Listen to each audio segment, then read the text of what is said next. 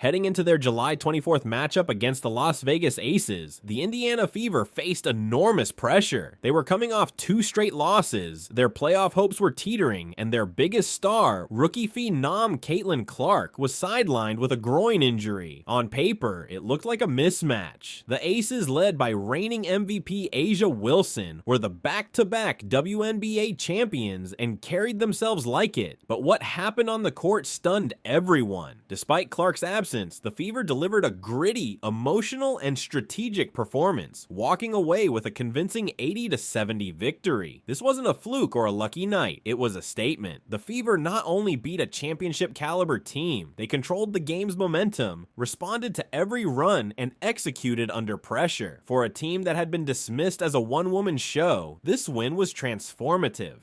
It showed the league and themselves that Indiana can compete with anyone, even without their biggest star on the floor. It wasn't just a win, it was a defining moment in the Fever's 2025 season. While all eyes were on how the Fever would survive without Caitlin Clark, Sophie Cunningham quietly stole the spotlight, and maybe the entire show. Cunningham came into the game riding a 6-game double-digit scoring streak, but against the Aces, she took it to another level. She scored 15 points, hitting 3 of 4 from three-point range, and each shot felt like a dagger. What made her performance stand out wasn't just the scoring, it was the timing. Every time Las Vegas looked like they might go on a run, Cunningham stepped up and buried a shot that crushed their momentum.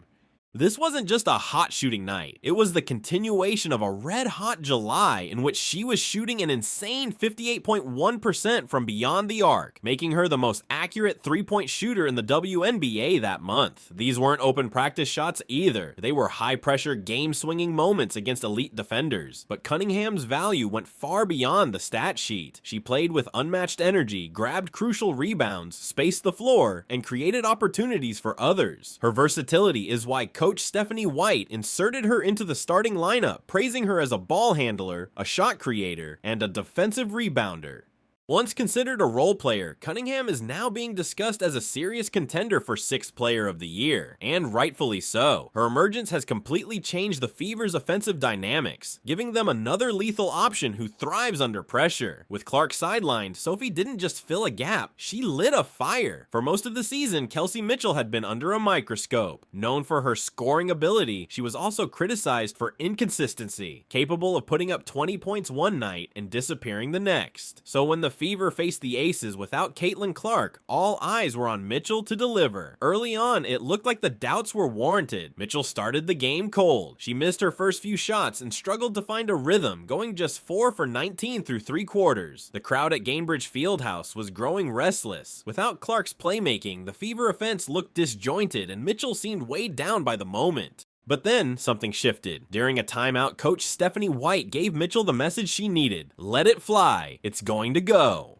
That small vote of confidence changed everything. White reminded her to stay balanced on her drives and trust her instincts. From that moment on, Mitchell responded like a true leader. In the 4th quarter, when the game was on the line, Mitchell transformed. She scored 9 points in the final 12 minutes, going 4 for 5 from the field. She drained tough threes, attacked the rim with confidence, and even dished out 4 assists, tying for the team high. It wasn't just a scoring burst, it was a full takeover. Mitchell's final stat line, 21 points, 4 assists, spoke volumes. But what mattered more was the resilience she showed. She didn't let a rough start define her night. Instead, she rose to the occasion and proved she could lead this team when it mattered most. This performance didn't just silence the critics, it redefined Mitchell's role on the team. No longer just a secondary scorer, she's now proven she has the poise, toughness, and fire to carry the Fever when the spotlight is brightest. In a league where star players often dictate a team's fate, Coach Stephanie White flipped the narrative. With Caitlin Clark out and pressure mounting, White didn't panic, she adapted. Her approach against the Las Vegas Aces was less about replacing Clark's production and more about redefining the team's identity. From the opening tip, it was clear this wasn't going to be business as usual. Without Clark's gravitational pull on offense, the Fever's ball movement changed entirely. White shifted away from on-ball actions and leaned into off-ball movement, spacing, and team-oriented sets. It was a risk, altering the offense mid-season against the defending champions, but it paid off.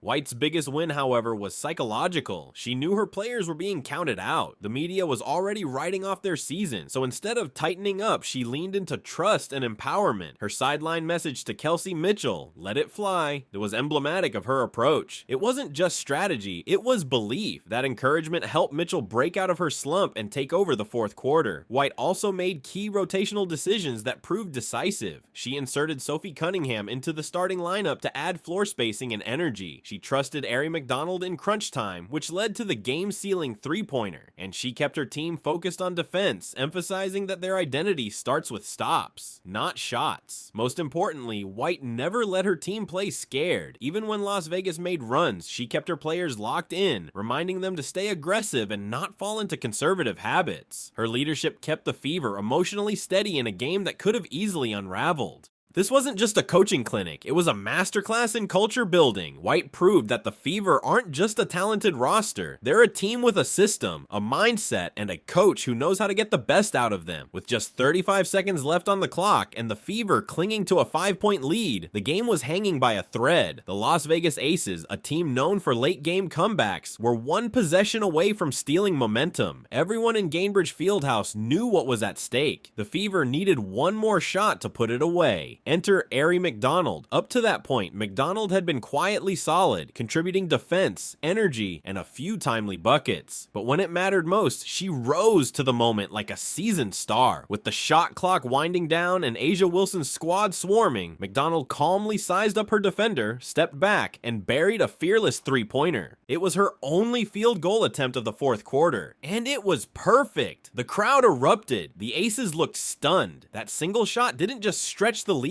it broke Las Vegas's spirit. McDonald's triple was the knockout punch in a game that had been a slugfest from the start. Her final stat line, 9 points, 4 assists, 2 steals in just 22 minutes, was impressive, but the value of that shot went beyond numbers. It gave the Fever the emotional exclamation point to a gutsy team-first victory, and it gave McDonald her signature moment in a season where every game matters for playoff positioning. Even Caitlin Clark, watching from the bench in street clothes, jumped up in celebration. That moment captured everything: team chemistry, belief, and rising stars stepping up when the spotlight was brightest. McDonald's clutch three didn't just seal a game, it sealed a message to the league. The Indiana Fever are deep, dangerous, and ready for the big stage. While the spotlight often shines on the shooters and scorers, Natasha Howard quietly delivered one of the most dominant all-around performances of the night, proving once again that championship-level basketball starts in the trenches. Howard finished the game with a commanding 18 points, 13 rebounds, and 3 steals, setting the tone on both ends of the floor. Her presence in the paint was relentless. She controlled the glass, limited second-chance opportunities for the Aces, and was a consistent scoring threat around the rim, but her true value went beyond the box score. Howard's defense anchored the Fever's identity from the very first possession. She rotated with discipline, fought for every board, and disrupted passing lanes with active hands. Her ability to defend without fouling was key in slowing down Las Vegas's interior attack, especially against elite post threats like Asia Wilson. In the post-game interview, Howard made it simple: "Our defense gets our offense going," and she meant it. Her steals and rebounds often ignited fast breaks and created space for shooters like Mitchell and Cunningham to operate.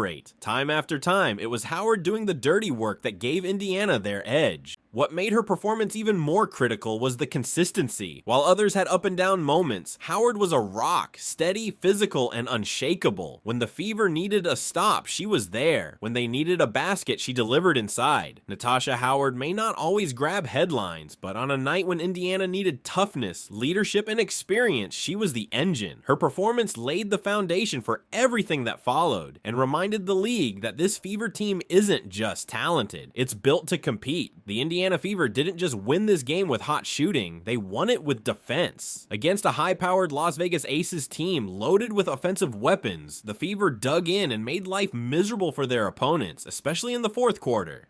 With the game hanging in the balance, the Fever's defense shut the door. Every time the Aces tried to mount a run, Indiana responded with stops, deflections, and contested shots. They limited Las Vegas to one shot per possession, crashing the boards with urgency and denying second chances. The tone was set by Natasha Howard's physicality, but it was a full team effort. Guards like Ari McDonald and Kelsey Mitchell were pests on the perimeter, disrupting passing lanes and applying relentless ball pressure. Sophie Cunningham contributed strong rotations and smart reads, while Boston battled down low to hold ground against A'ja Wilson and company. Coach Stephanie White made it clear the Fever's identity would be defined by what they did without the ball. That mindset paid off. The Aces, known for their late game explosiveness, were held to just 13 points in the fourth quarter, a staggering drop from their usual output. Every shot was challenged, every passing lane was clogged, every inch was earned. The Fever's defensive intensity not only preserved the lead, but broke Las Vegas's rhythm and spirit. The result was more than just a statistical win, it was a psychological blow to a championship caliber team. By locking in defensively, Indiana proved they don't need to outscore opponents in a shootout. They can out-tough, outwork, and outlast them, and that's the kind of defense that wins games in August and championships in October. Even though she never touched the court, Caitlin Clark's presence was impossible to ignore. Dressed in street clothes due to a groin injury, Clark remained fully locked in from start to finish. Her body language said it all, cheering, shouting instructions, leaping off the bench, and celebrating every big moment like she was right in the middle of the action. The most electric display came after Ari McDonald's clutch step-back three in the final minute. As the shot splashed through the net, Clark exploded with joy, jumping, pumping her fists, and hyping up her teammates like a floor general in spirit, if not in uniform. That moment captured the heart of this team. Even sidelined, Clark's competitive fire burns just as bright. But Clark's involvement went beyond raw emotion. Throughout the game, she was talking with coaches, encouraging players during timeouts, and staying mentally engaged in every possession. Her leadership didn't stop just because she wasn't in the game. If anything, it was amplified. This kind of energy from a superstar is rare and infectious. Clark's passion on the bench helped fuel her teammates, reinforcing a team culture rooted in togetherness, belief, and accountability. There was no sulking, no self-pity, just a fierce competitor doing everything in her power to contribute. It also sent a powerful message. This team is united. Clark's support for players like Mitchell, Cunningham, McDonald, and Howard showed the depth of connection within this roster. The Fever aren't just relying on one star, they're building something much bigger. When Caitlin Clark returns to the court, she won't just be rejoining a team, she'll be stepping back into a battle-tested squad that grew stronger in her absence, with her voice helping lead the way. For months, critics labeled the Indiana Fever as a one-woman show. The narrative was simple: no Caitlin Clark, no chance. But this game flipped that script on its head. With their superstar sidelined, the Fever didn't just survive, they thrived. They took down the defending champions, shut down MVP A'ja Wilson, and controlled the game from start to finish. It was a total team effort that showcased a deep, balanced roster full of players ready to rise to the moment. Kelsey Mitchell took the reins in crunch time, proving she can be a primary scorer. Sophie Cunningham lit up the scoreboard with her red-hot shooting. Natasha Howard dominated the paint on both ends. Ari McDonald came off the bench and hit the biggest shot of the game. And through it all, Coach Stephanie White orchestrated a game plan that maximized every player's strengths. This wasn't just a lucky win, it was a carefully executed statement of identity. The Fever didn't fold when Clark went down. They found new leaders, discovered new chemistry, and played with the type of toughness and confidence that defines elite teams. Every player bought in, every player stepped up. This victory proved that Indiana has layers. More than one scorer, more than one playmaker, and more than one leader. The win silenced doubters and sent a clear message to the rest of the WNBA. The Indiana Fever are for real, and they're built to win with or without their biggest star. And when Caitlin Clark does return, she'll be joining a team that has already proven it can compete at the highest level. Not because of one player, but because of a culture that refuses to back down. This wasn't just another regular season win, it was a victory with real playoff consequences. By defeating the Las Vegas Aces, the Indiana Fever improved to 13-12, moving into 6th place in the WNBA standings and taking a crucial step toward postseason positioning. More importantly, this win gave Indiana a 2-1 advantage in the season series against Las Vegas, securing the tiebreaker, a potentially game-changing edge in a tightly packed playoff race. In a league where 1 or 2 games can decide decide home court advantage or even a postseason berth. This tiebreaker could be the difference between advancing or going home early. Beyond the numbers, this game injected something even more powerful into the Fever locker room.